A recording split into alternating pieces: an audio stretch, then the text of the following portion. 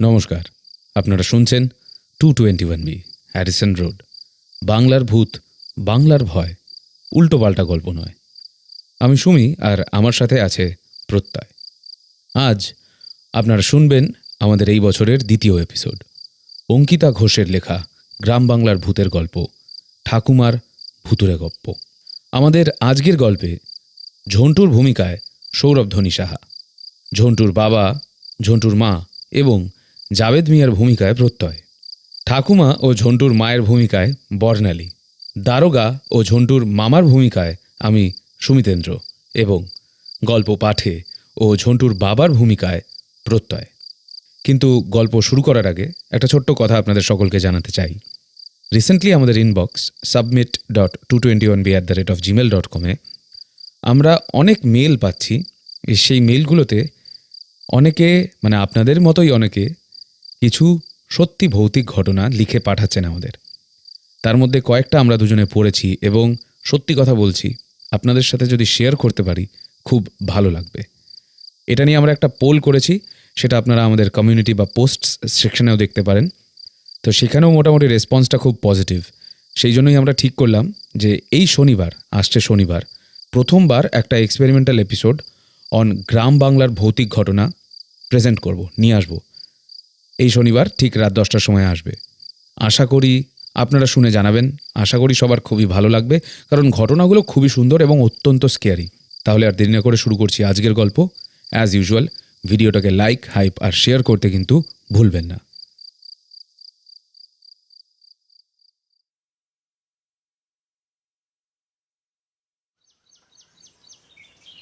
শঙ্কর বিষ্ণুর ঘরে ঢুকে বলল, দাদা এই নাড়ুটা খেয়ে নাও তো দেখি। বিষ্ণু পাগল, তার মাথার ঠিক নেই। ভাইয়ের হাতে নাড়ু দেখে সে উৎসাহের সঙ্গে বলল, নাড়ু, ও মা কি মজা! মাকে একটু দেখে দে, আমি আর মা মিলে একটা ভাগ করে খাবো। শঙ্করের স্ত্রী ময়না ঘরে প্রবেশ করে বলল, জেঠিমাকে আমি নাড়ু দিয়েছি, এটা শুধু আপনার জন্যই এনেছি। কি বলছো বাবা? বা দারুণ খেয়ে, খুব ভালো। একটু পরেই বিষ্ণু নিজের গলায় হাত দিয়ে বলল, কি হলো? গলাটা তো জ্বলছে কেন? কি আছে নাড়ুর মধ্যে? চলে গেল, আমার গলাটা চলে গেল। বিষ্ণু কোনো রকমে উঠে দাঁড়িয়ে জলের কুঁজোর দিকে এগিয়ে গেল। ময়না সঙ্গে সঙ্গে লাথি মেরে মাটির কুঁজো মাটিতে ফেলে ভেঙে দিল। বিষ্ণু মাটিতে শুয়ে চেটে চেটে জল খেতে লাগলো। ওর গলার ভেতরের জ্বালানি কিছুতেই কমছিল না। বিষ্ণু শুয়ে পড়ে ছটফট করতে করতে এক সময় শেষ নিঃশ্বাস ত্যাগ করল। ময়না হেসে বলল, নাও, আপদ বিদায় হয়েছে।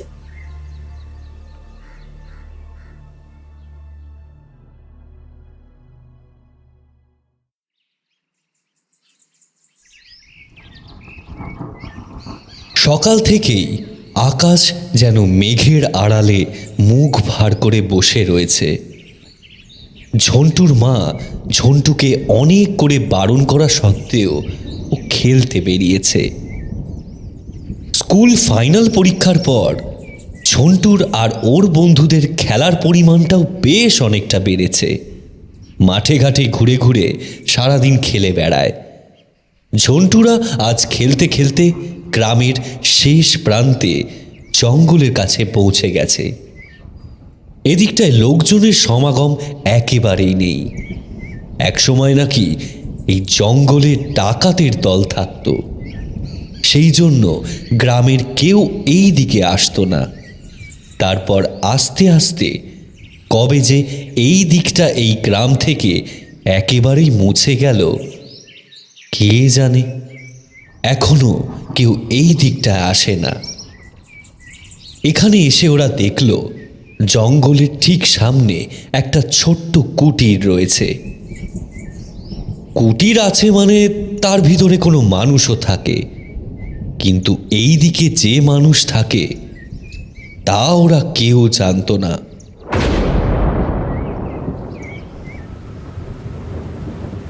এমন সময় হঠাৎ তীব্র বজ্রপাতের শব্দে ওদের কানে তালা লেগে গেল। সঙ্গে সঙ্গে বৃষ্টিপাত যেন আছড়ে পড়ল ওদের ওপর। শনশন শব্দে বয়ে চলেছে ঠান্ডা বাতাস। বাতাসের দাপটে মাথা দুলিয়ে উঠছে জঙ্গলের সারি সারি গাছ। ঝন্টু বাদে সকলেই ছুটে গাঁয়ের দিকে পালালো। ঝন্টুও ওদের সঙ্গেই যাচ্ছিল, কিন্তু সেই কুটিরটা যেন ওকে অদ্ভুতভাবে আকর্ষণ করছিল। সেই কুটিরের দিকে তাকিয়ে ও থমকে দাঁড়িয়ে রইল। এমন সময় হঠাৎ কুটিরের দরজাটা আস্তে আস্তে খুলে গেল। ঝন্টু দেখল বাড়ির ভিতরে একটা টিম টিম করে জ্বলতে থাকা আলো ঠিক ঠিক করে নড়তে নড়তে ধীরে ধীরে সদরের দিকেই এগিয়ে আসছে। ঝন্টু জঙ্গলের বাকি কাজগুলোর চেয়েও যেন স্থির হয়ে রয়েছে। আধা মিনিট পর কুটিরের দরজার সামনে দেখা গেল একজন মানুষকে। তার হাতে রয়েছে একটা লণ্ঠন। ঝন্টু তার দিকে এগিয়ে গেল। সামনে যেতেই সে দেখল দরজা ধরে যে মানুষটি দাঁড়িয়ে রয়েছে ৮০ থেকে ৯০ বছর বয়সের বুড়ি। বুড়িটা ঝন্টুকে দেখে হাসল। বুড়ির ফোকলা দাঁতের হাসি মুখ দেখে ঝন্টুর হাড় হিম হয়ে গেল। বুড়ির পরনে একটা ছেঁড়া ময়লা সাদা শাড়ি, কপালে গোল গোল টিপ। সে কুঁজো হয়ে একটা লাঠির ওপর ভর দিয়ে দাঁড়িয়ে রয়েছে। ঝন্টুকে দেখে সে প্রশ্ন করল, বাচ্চার নাম কি? বুড়ির গলা ওর মুখের থেকেও বীভৎস। ঝন্টু ভয়ে ভয়ে উত্তর দিল, ঝন্টু। তুমি কি আমায় ভয় পাচ্ছ? না তো, এদিকে তো কোনোদিন কাউকে দেখিনি, তাই অবাক হয়েছিলাম। কি করে দেখবে বলো, এদিকে তো কেউ আসে না। তা তুমি কি আসবে আমার কুঠিরে? বাইরে এত বৃষ্টি হচ্ছে, ভিজে যাচ্ছ তো, এরপর আবার শরীর খারাপ হবে। ঝন্টু এরকম কুটির আগে কোনো দিনও দেখেনি, তাই সে বলল, হ্যাঁ, যাব। বুড়ি দরজার কাছ থেকে সরে গেল। ঝন্টু ধীরে ধীরে কুটিরে প্রবেশ করল। কুটিরে ঢুকতেই একটা পচা গন্ধ ভেসে এলো ঝন্টুর নাকে। ঝন্টু নাকে হাত দিয়ে বলল, ইস, কি বাজে গন্ধ! কিছু পচে গেছে নাকি? বুড়ি হেসে বলল, হতে পারে কোনো ইঁদুর টিঁদুর মরেছে হয়তো। জঙ্গলের দিকে কুটির তো, তাই এসব জিনিস একটু সহ্য করতে হয়। কুটিরের ভিতরে কোনো আসবাব নেই, শুধু একটা হুকে বুড়ি লণ্ঠন টাঙিয়ে রাখল আর মাটিতে ঝন্টুর বসার জন্য একটা মাদুর পেতে দিল। এত ফাঁকা একটা কুটির হয় কি করে? বুড়ি কি রান্না বান্না করে না? রান্নার তো কোনো সরঞ্জাম নেই, উপরন্তু জলের একটা কুঁজোও নেই। বুড়ি ঝন্টুর মনের প্রশ্ন আন্দাজ করে বলল, এই বয়সে খাবার দাবার বানাতে ইচ্ছে করে না। বাজার থেকে ফলমূল কিনে আনি, সারাদিন ওগুলোই খাই। আর কুটিরের পেছন দিকে একটা পুকুর আছে, সেখান থেকেই রোজ জল ভরে আনি। কিন্তু কুঁজোটা আজ সকালেই ভেঙে গেছে, তাই নতুন কুঁজো যতক্ষণ না জোগাড় করতে পারবো ততক্ষণ পর্যন্ত জল আর তুলতে পারবো না। বুড়ির কথা শুনে ঝন্টুর দয়া হলো। সে বলল, ও, আমাদের বাড়িতে অনেক কুঁজো পড়ে আছে, কাল একটা কুঁজো তোমায় দিয়ে যাব। হ্যাঁ, বেশ বেশ, তুমি নাড়ু খাবে? আমি খুব ভালো নাড়ু বানাই। ঝন্টুর নাড়ু খেতে খুব ভালো লাগে। ও বলল, হ্যাঁ, খাবো। বুড়ি একটা ঝুলি থেকে একটা কাঁচের শিশি ভর্তি নাড়ু এগিয়ে দিল ঝন্টুর দিকে। ঝন্টু লোভে লোভে সমস্ত নাড়ু খেয়ে ফেলল। এত সুন্দর নাড়ু সে আগে কোনোদিনও খায়নি। ঝন্টু খেতে খেতে বলল, খুব ভালো খেতে নাড়ুগুলো। আর আছে? না, আর তো নেই বাছা, এই কটাই ছিল। ঝন্টু মাথা নিচু করে বলল, এ বাবা, আমি যে সব খেয়ে নিলাম, এবারে তুমি কি খাবে? আমার খেতে লাগবে না বাছা, তুমি খেয়েছো, এতেই আমার মন পেট সব ভরে গেছে। নাও, এইবার তুমি বেরিয়ে পড়ো।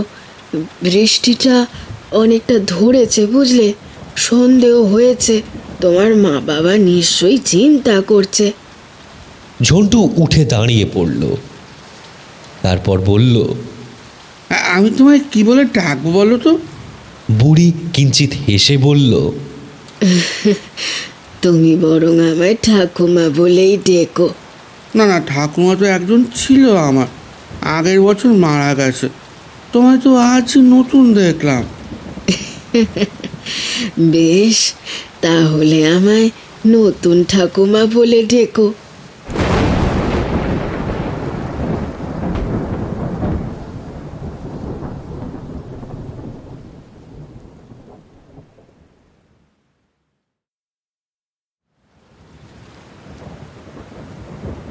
ঝন্টু বাড়ি ফিরতে ওর মা বাবা ওকে খুব বকা দিল।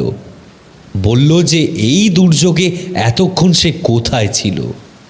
ঝন্টু বলল, আমি জঙ্গলের দিকে গিয়েছিলাম। কি, তুই ওইদিকে গেছিলি? তুই জানিস না ওদিকে কেউ যায় না? ওই দিকে আমার নতুন ঠাকুমা থাকে। নতুন ঠাকুমা? সে আবার কে? ও আছে একজন, আমায় আজকে নাড়ুও খেতে দিয়েছে। জানো মা, ওরকম নাড়ু আমি কোনোদিনও খাইনি। ব্যাস ব্যাস, অনেক হয়েছে, যত সব বাজে কথা। জঙ্গলের দিকে কেউ যায় না, আর ও নাকি ওখানে গিয়ে নতুন ঠাকুমার কাছে নাড়ু খেয়েছে। নতুন ঠাকুমা না হাতি। হুঁ, নে নে, এবারে গিলে কুটে উদ্ধার কর আমায়।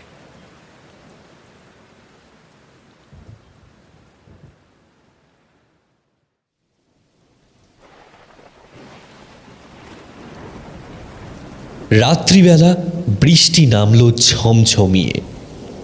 ঝন্টুর মায়ের কানে একটা অস্বাভাবিক শব্দ ভেসে এলো।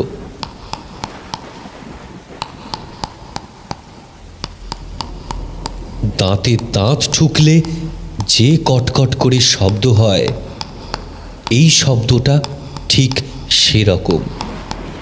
ঝন্টুর মা আস্তে আস্তে পাশ ফিরে ছেলের গায়ে হাত রাখতে গেল, কিন্তু পাশে তো কেউ নেই। ঝট করে ঘুম ভেঙে গেল ঝন্টুর মায়ের। কটকট শব্দটা তখনও আসছে। ঝন্টুর মা ঝন্টুর বাবাকে ডাকলো।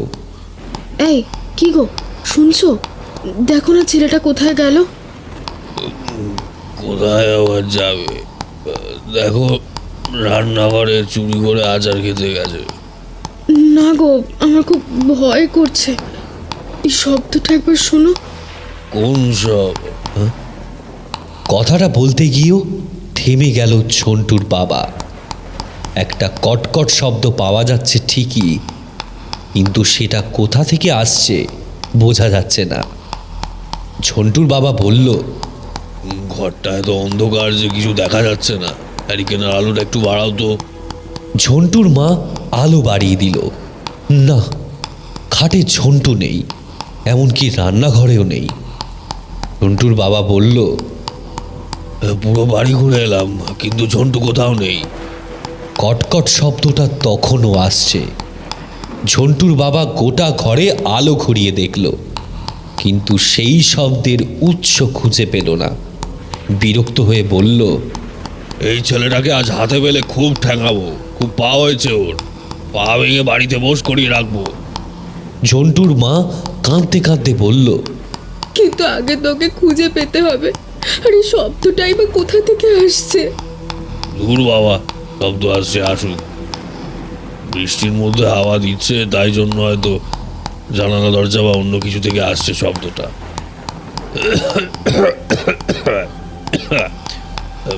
গলাটা শুকিয়ে কাঠ হয়ে গেল গো। একটু জল দাও তো, তারপর দেখছি কি করা যায়। ঝন্টুর মা তাড়াতাড়ি উঠে গ্লাস তুলে নিয়ে এগিয়ে গেল ঘরের কোণে রাখা 2 ফুট লম্বা 2 ফুট চওড়া কুঁজোর দিকে। তারপর যা ঘটল তা নিজের চোখে না দেখলে কেউ বিশ্বাস করতে পারবে না। কুঁজোর ঢাকনা সরাতেই সেই কটকট শব্দটা আরও স্পষ্ট হলো। ঝন্টুর মা হঠাৎ তারস্বরে চিৎকার করে উঠল। ঝন্টুর বাবা সেদিকে গিয়ে দেখল কুঁজোর ভিতরে রয়েছে ঝন্টুর তলা পাকানো দেহ এবং ওর মুখটা রয়েছে কুঁজোর মুখের দিকে। ওর দৃষ্টি বিস্ফারিত, চোখ গোল গোল করে সে তাকিয়ে রয়েছে মা বাবার দিকে। মুখটা খুলে দাঁত খিচিয়ে টক টক করে আওয়াজ করছে সে। ঝন্টুর বাবার কানের পাশ দিয়ে ঘাম নেমে এলো। এ কি করে সম্ভব? কুঁজোটা সাধারণ কুঁজোর থেকে বড় ঠিকই, কিন্তু তা বলে একজন 15-16 বছরের ছেলে সেখানে ঢুকবে কি করে? কুঁজো ভেঙে যখন ঝন্টুকে ভিতর থেকে বের করা হলো, ততক্ষণে ঝন্টু নিজের জ্ঞান হারিয়েছে। গ্রামের অর্ধেক লোক তখন ওদের বাড়িতে চলে এসেছে। এক একজন এক এক রকম কথা বলছে, উপদেশ দিচ্ছে, কিন্তু ঝন্টুর এভাবে কুঁজোর মধ্যে ঢুকে থাকার কোনো যথাযথ ব্যাখ্যা কারোর কাছেই নেই। কেউ কেউ তো বলল ঝন্টুর ওপর ভূতে ভর করেছিল। কোনো সাধারণ মানুষ এভাবে কুঁজোর মধ্যে ঢুকে পড়তে পারে না। ভয়তে ঝন্টুর মা বাবা জলের সমস্ত কুঁজো সরিয়ে দিল। কবিরাজ এসে ঝন্টুর চিকিৎসা করে কিছু ওষুধ দিল, তবে ওর জ্ঞান তখনও ফিরল না।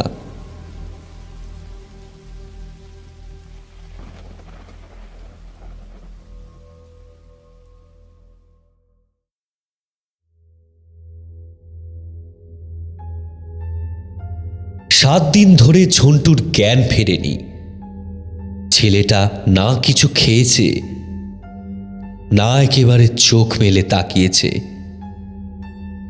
বিছানার চাদরের সঙ্গে মিশে গেছে ঝন্টুর দেহ।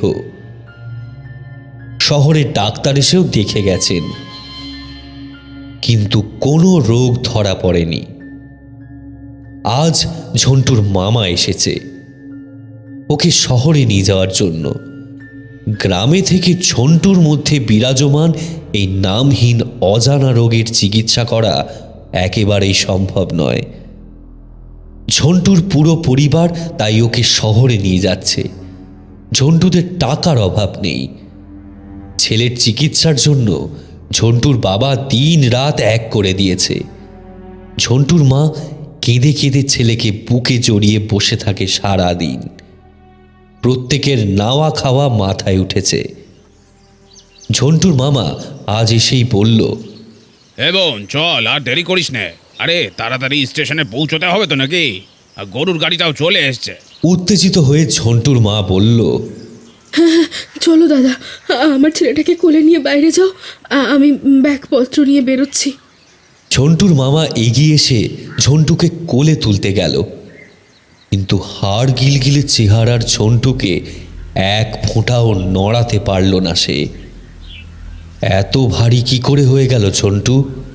হাঁক দিয়ে ঝন্টুর বাবাকে ডাকা হলো। দুজনে মিলে ঝন্টুকে খাট থেকে তোলার চেষ্টা করল, কিন্তু আজব কাণ্ড, ঝন্টুকে এক চুলো নড়ানো গেল না। এমন সময় ঘরের বাইরে হৈ হৈ শুনে ঝন্টুর মা গিয়ে দেখল জাবেদ মিয়া গরুর গাড়ির সামনে দাঁড়িয়ে কাঁদছে। ঝন্টুর মা জিজ্ঞাসা করল, কি হয়েছে তোমার? আমার সর্বনাশ হয়ে গেল, আমার গরুটা মরে গেল, সর্বনাশ হয়ে গেল, আমার গরুটা মরে গেল, কি হবে? ঝন্টুর মা অন্যদিকে তাকিয়ে দেখল গাড়ির সামনে বাঁধা গরুটা মরে পড়ে আছে। কি হচ্ছে সব? ঠিক সেই সময় ঘরের ভিতর থেকে ঝন্টুর চিৎকারের শব্দ পাওয়া গেল।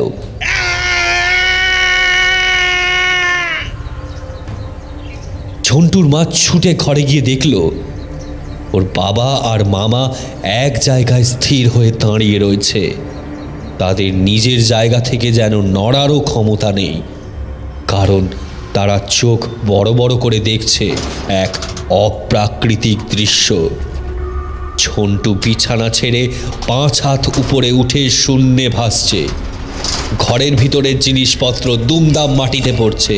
ঘরের জানালা দরজা নিজে থেকেই খুলছে আর বন্ধ হচ্ছে। ঝন্টুর মা চিৎকার করে বলল, কেন ক্ষতি করছো আমাদের ছেলেটার? ওইটুকু ছেলেটা তোমার কি ক্ষতি করেছে? ঝন্টু সঙ্গে সঙ্গে ওর মায়ের দিকে তাকালো। তারপর চোখ গোল গোল করে অস্বাভাবিক কণ্ঠে বলল, আমি চলে যাব, নতুন ঠাকুমার কাছে চলে যাব নাড়ু খেতে। ঝন্টুর চোখ মুখ বিকৃত রূপ ধারণ করলো। এক ঝটকায় ও মাটিতে পড়ে গেল। তারপর থরথর করে কাঁপতে থাকলো। ওর মুখ দিয়ে সাদা ফেনা বেরিয়ে এলো। চোখের মণিগুলো ঠিকরে বেরিয়ে আসছিল। হঠাৎ ওর মুখটা ফুলে যেতে লাগলো। পেট পাকিয়ে কিছু যেন ওর মুখ থেকে বেরিয়ে আসতে চাইছিল। কিছুক্ষণের মধ্যেই ঝন্টু বমি করে ফেলল। ওর মুখ থেকে বেরোলো একটা গোটা নাড়ু। ঘরের মধ্যে থাকা বাকি 3 জন এই দৃশ্য দেখে হতচকিত হয়ে গেল। এ কি করে সম্ভব? যে মানুষটা 7 দিন কোনো মুখে খাওয়ার তোলেনি, তার মুখ থেকে নিটল গোল নাড়ু কি করে বেরোতে পারে? ঝন্টুর মা বুকে টেনে নিল ঝন্টুকে। ঝন্টুর সর্বাঙ্গ কাঁপছে। অন্তিম সময় মাকে পেয়ে ঝন্টু মাকে জড়িয়ে ধরল। ওর মুখ থেকে পর পর 17টা গোটা নাড়ু বেরোলো। ঝন্টুর বাবা ওকে জিজ্ঞাসা করলো, এই খোকা, এত নাড়ু তুই কিভাবে আর কখন খেলি? ঝন্টু অসহায়ভাবে বাবার দিকে তাকিয়ে বলল, নতুন ঠাকুমার কাছে। এই ছিল ঝন্টুর শেষ কথা। এরপর ঝন্টু ইহলোকের মায়া কাটিয়ে মায়ের কোল থেকে সারা জীবনের মতো বিদায় নিল। শরীরের ওপর অত্যাধিক অত্যাচার ও আর সহ্য করতে পারল না।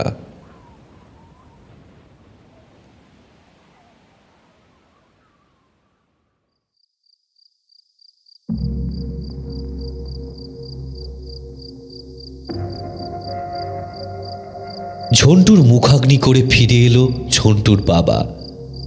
ঝন্টুর মা চোয়াল শক্ত করে বলল, এখন আমি আর জেলের জন্য কাঁদবো না। আগে ওই বুড়িকে আমি খুঁজে বের করব, ওকে খুন করে তারপর আমার ছেলের জন্য শোক করব, তার আগে নয়। ঝন্টুর বাবা বলল, ঠিক বলেছ। ওই বুড়ি কোথায় থাকে জানো? খোকা বলেছিল গ্রামের প্রান্তে ওই জঙ্গলের ধারে নতুন ঠাকুমার কুটির আছে। ওই ওই বুড়িটা ওকে নাড়ু খাইয়েছিল, আর সেদিন থেকে আমার খোকা কেমন যেন হয়ে গেল। আর আজ ওই বুড়ির জন্যে আমার ছেলেটা মারা পড়লো। নিশ্চয়ই নিশ্চয়ই বুড়িটা ডাইনি। আমি ওকে শেষ করবই। দাঁড়াও, ব্যস্ত না হয় তুমি বরং তোমার দাদার সঙ্গে থানায় যাও। পুলিশকে তোমরা জঙ্গলের কাছে নিয়ে এসো।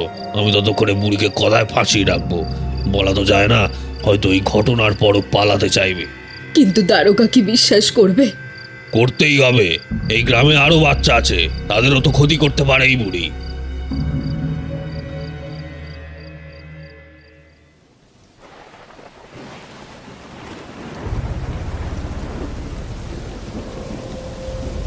ঝন্টুর মা ও মামা গেল থানায়। শুরু হলো বৃষ্টি। ঝন্টুর বাবা বৃষ্টি মাথায় নিয়ে কাদামাখা মেঠো পথ দিয়ে এগিয়ে পড়ল গ্রামের শেষ প্রান্তের দিকে। এই দিকে সে কোনোদিনও আসেনি, তাই প্রথমে একটু গা ছমছম করছিল ওর। কিন্তু যে ওর ছেলেকে মেরেছে তাকে এত সহজে ছেড়ে দেওয়া যাবে না। যদি মহিলা সত্যি ডাইনি হয় তাহলে ওকে যে করে হোক শেষ করতেই হবে। এলোপাথারি হাওয়ায় নিজেকে সামলে ঝন্টুর বাবা পৌঁছলো সেই জায়গায়।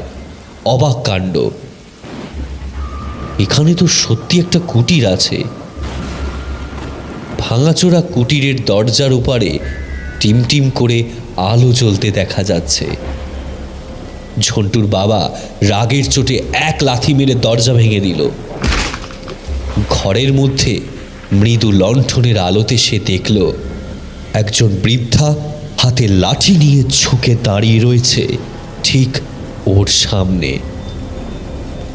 যেন বুড়ি আগে থেকেই জানতো যে সে আসবে।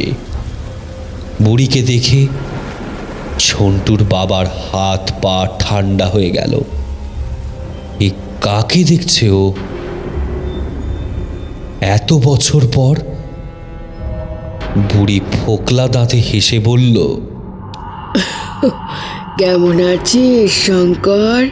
ঝন্টুর বাবা অস্ফুট স্বরে বলল, জেঠিমা, মনে আছে তাহলে? বুড়ি হাসল। শঙ্কর ক্ষীণ স্বরে বলল,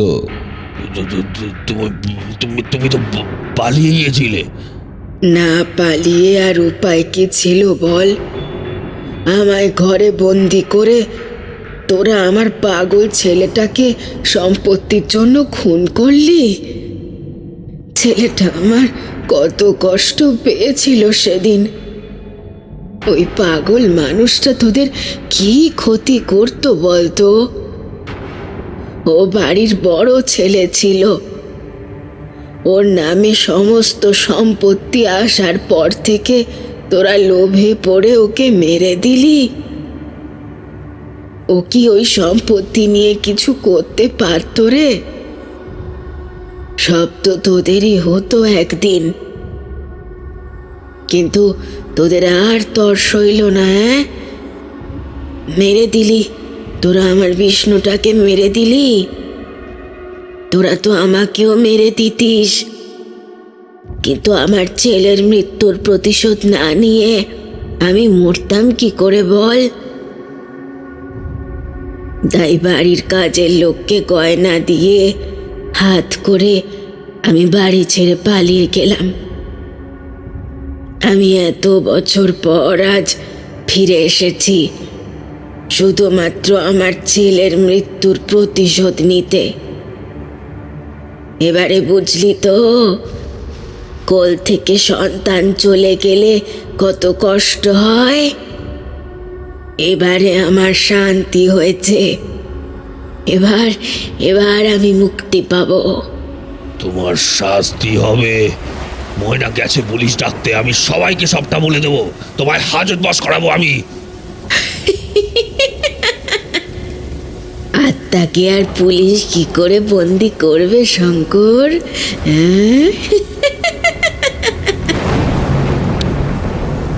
এমন সময় কুটিরের বাইরে অনেকগুলো পায়ের শব্দ পেয়ে শঙ্কর সেদিকে ছুটে গিয়ে দেখল ওর স্ত্রী মানে ময়না, দারোগাবাবু ও আরও কিছু লোকজন নিয়ে চলে এসেছে। শঙ্কর বলল, এই যে দারোগাবাবু এসেছেন। ওই যে পিছনে যে কুটিরটা রয়েছে ওখানেই ওই বুড়িটা থাকে। ও মেরেছে আমাদের ছেলেকে। দারোগাবাবু শঙ্করের দিকে তাকিয়ে ঠান্ডা স্বরে বললেন, আরে কি বলছেন মশাই? কোথায় কুটির? কোন বুড়ির কথা বলছেন আপনি? আপনার পেছনে তো খালি ঝোপ জঙ্গল দেখতে পাচ্ছি। যত সব। কি বলছেন? ওই তো। কোথায় গেল? এখানেই ছিল, এখানে। শঙ্কর পিছনে ফিরে তাকিয়ে দেখল, তারপর আর কিছুই বলতে পারল না। একটু আগে দেখা সেই দৃশ্য কি কাল্পনিক ছিল? সেখানে সত্যি কোনো কুটির বা কোনো বুড়ির চিহ্ন নেই, রয়েছে কেবল ঘন জঙ্গল।